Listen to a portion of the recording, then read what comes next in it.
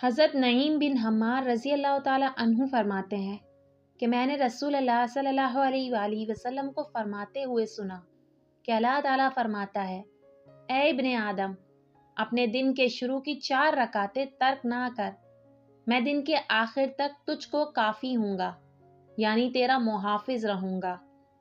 پیارے نبی صلی اللہ علیہ وآلہ وسلم نے فرمایا، فرشتے اس گھر میں داخل نہیں ہوتے جس میں کتے ہوں، اور اس میں بھی نہیں جس میں جاندار کی تصویر ہو۔ نبی کریم صلی اللہ علیہ وآلہ وسلم نے فرمایا، میری امت میں 12 امیر ہوں گے اور وہ سب کے سب قریش خاندان سے ہوں گے۔ رسول کریم صلی اللہ علیہ وآلہ وسلم نے فرمایا، کوئی شخص تم میں سے موت کی آرزو نہ کرے، اگر وہ نیک ہے تو ممکن ہے نیکی میں اور زیادہ ہو، اور اگر برا ہے تو ممکن ہے اس سے توبہ کر لے۔ حضور اکرم صلی اللہ علیہ وآلہ وسلم نے ارشاد فرمایا، جس کے قدم اللہ پاک کی راہ میں غبار آلود ہو گئے، اللہ تعالیٰ اسے دوزخ پر حرام کر دے گا۔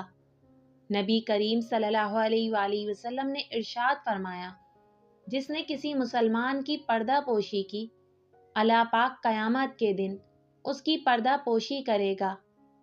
رسول اللہ صلی اللہ علیہ وآلہ وسلم نے ارشاد فرمایا، ساری امت جنت میں جائے گی سوائے ان کے جنہوں نے انکار کیا۔ جو میری اطاعت کرے گا وہ جنت میں داخل ہوگا، اور جو میری نافرمانی کرے گا اس نے انکار کیا۔